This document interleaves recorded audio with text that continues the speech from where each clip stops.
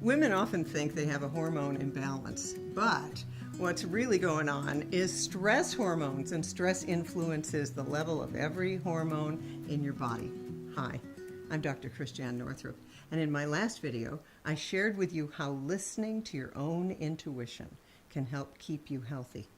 In this video, we'll look into having a sweet life without the sugar, even in the face of day-to-day stress. And I want to dispel the myths about stress, discuss stress, what it is, and how it affects stress hormones. So first, let's discuss the medical aspects of an abundance of stress and stress hormones in your body. Every stress hormone, that's cortisol and epinephrine mainly, which then influence insulin levels, all of those contribute to cellular inflammation at the cellular level, and that is the root cause of all chronic degenerative diseases and even cancer. The first line of defense against increased stress hormones is food and nutrition.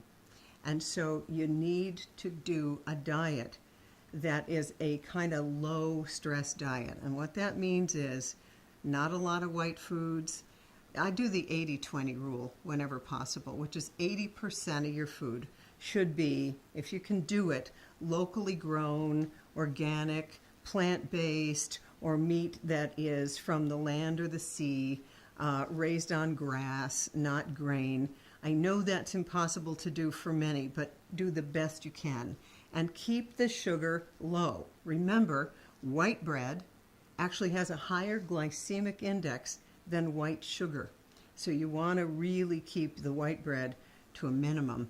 Mashed potatoes, any processed foods, in other words, anything in the center aisles of the grocery store will generally spike your blood sugar. One more thing you should all know, look at the cereal section of the grocery store. That food, all the stuff you're used to, corn flakes, frosted flakes, all that, that's nothing but sugar. And that is as addictive, possibly more addictive than heroin. So you gotta get rid of the sugar. Then I want to dispel the myth of weight gain as we grow older. It's not that you're a certain age that has caused you to have excess fat around the middle. It's the glycemic stress over years that leads to weight gain. So suddenly you wake up at age 40, 42, and you go, how did I get this muffin top? What happened? Well, what happened is you gradually have less muscle and more fat, and you're not moving as much, and you have more glycemic stress. Glycemic stress comes from the fact that sugar in the bloodstream actually creates cellular inflammation in the lining of every blood vessel in your body. It's literally a toxin. And so your blood sugar, think of it as a toxin, and it shouldn't really go over 120 milligrams after eating a meal. And your fasting blood sugar should be 80 or less. And the lab values that we're finding are too high. So as time has gone on, we're realizing more and more the dangers of excess sugar in the diet, and that's very well studied. It leads to early insulin resistance. So here you are, and let's say you're in your 20s and your 30s and you're eating fast food and you're not exercising and you're trying to get ahead in your life, and maybe you have a couple of little kids, and so you just grab and go whenever possible, and your pancreas is constantly trying to push out more and more insulin to get that sugar out of your bloodstream. Where does it go? Into fat cells. Insulin is a storage hormone.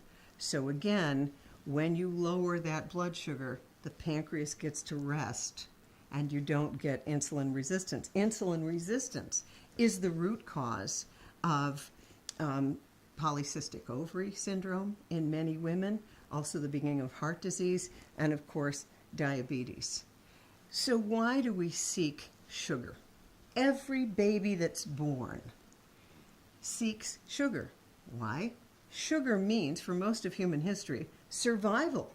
Bears eat huge amounts of berries and the sugar in berries before they hibernate in the winter. And we all associate particularly sweet fat. Think donuts. Think pizza. It's I mean, pizza is not sweet, but the crust, if it's made with white flour, increases your blood sugar very quickly. So in the face of high blood sugar and high fat, that's like instantly putting sugar right into your fat cells for storage. And it meant survival. We literally saved up our fat for the winter. Now, though, there's so much processed food that raises blood sugar that we have an epidemic all over the world of high blood sugar related illnesses. Now, the intuitive spiritual portion of the program is this. We're hardwired for the sweetness of life. Remember, breast milk is sweet. If you know anyone who's nursing a baby, just dip your finger in there and try it. It's very, very sweet.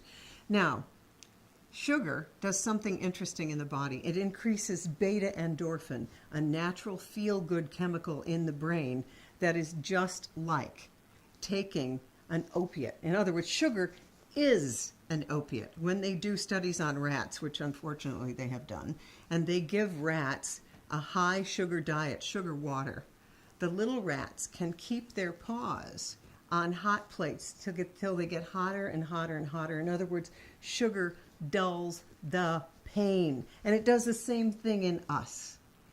But there's other ways to dull pain besides eating sugar because it's addictive. You need more and more and more to get the same result. And so what's the solution? We need to bring in deliberate rituals of pleasure in our lives. One of the first is mindfulness, a mindful ritual. So let's go through what a mindful ritual would be. Many of you have a hot cup of tea, maybe even water with lemon and honey in the morning, or coffee. Make your first cup of coffee or tea a mindfulness ritual of pleasure. So you pour the hot water in or the coffee. Take a moment, take a deep breath. The minute you take a deep breath, by the way, through your nose, you're actually engaging the parasympathetic rest and restore nervous system. It's one of the fastest ways to metabolize stress hormones. Let's all do that together. So deep breath through your nose, and then out through your nose. What just happened there is that the vagus nerve goes right through the diaphragm, and it engages that rest and restore nervous system and begins to metabolize the excess cortisol and epinephrine just by a simple thing like taking a deep breath through your nose. In through your nose, let's do it again. And out through your nose.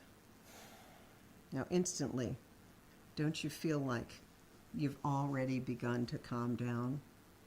So there's other things that you can do that are rituals of pleasure, but everyone has that morning drink. Make that a ritual of pleasure where you take at least 1 or 2 deep breaths before taking your first sip.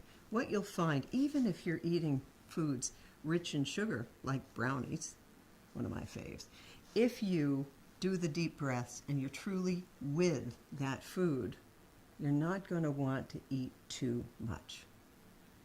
Have you ever had that situation where you take the pint of ice cream out of the refrigerator, out of the freezer, and the next thing you know, you're scraping the bottom of it, but you never even tasted any of it?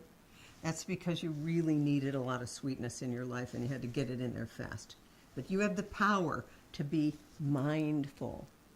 Another thing you can do is lie down with stones on your different chakras for 10 minutes. That's a nice one. You can do crystals if you want, regular river stones. You bring in the grounding of the earth. Lying on the earth herself is extremely good for bringing in a sweet life. The earth likes to take your negativity and transform it for you.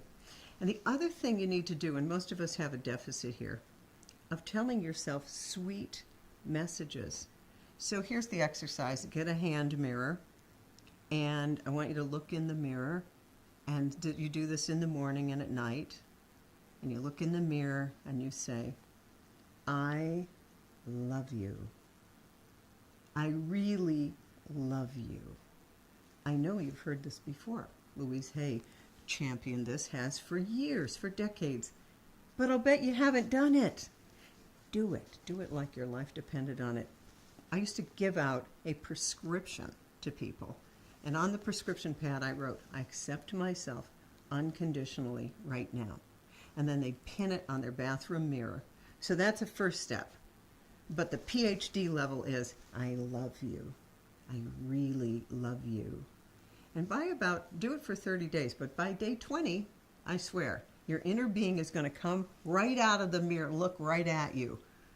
Because that part of you, which adores you, will kind of come on board. And you'll wire in something that wasn't there before. And it'll decrease your cravings for sugar. By midlife, most of us, as women especially, have a backlog of trash talk that probably started, well, now it's starting at 9 or 10. Do I look fat in this? I think we have data that shows 60, 70, 80% of 9-year-olds are already on a diet. So imagine by the time you get to 40, 45, you got a deficit. You are overdrawn in your bank of positive aspects. And what do? Because you're overdrawn in the sweetness of life, you go to alcohol, sugar, drugs, the old candy is dandy, but liquor is quicker, to get the beta endorphin that you are going to get one way or another. Now, I want you to see this. We are hardwired for sweetness. You can either get it through addictive substances or sustainably by bringing in the sweetness of life deliberately. So that's the mindfulness, which instantly begins to balance your hormones. The breathing through your nose instantly begins to balance your hormones.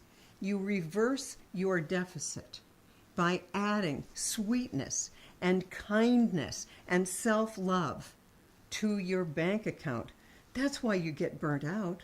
You haven't downloaded enough sweetness. So when you figure out how to have a sweet life, your need for sugar drops dramatically. I am exhibit A in that. I used to really be addicted to chocolate. Not anymore.